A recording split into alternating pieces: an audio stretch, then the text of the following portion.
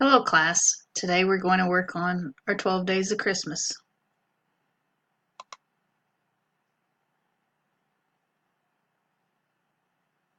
As you can see on the first day, had a little Christmas tree. The second day, a pair of gloves. The third day was 3 red ink pens.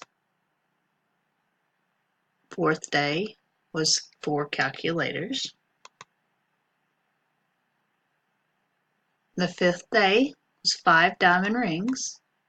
Please remember this class because we will take a short quiz over this.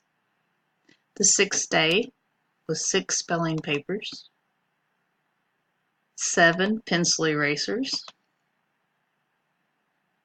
8 spiral notebooks, 9 trapezoids. Remember what trapezoids are, class? 10 tissue boxes, 11 purple erasers, 12 chocolate bars.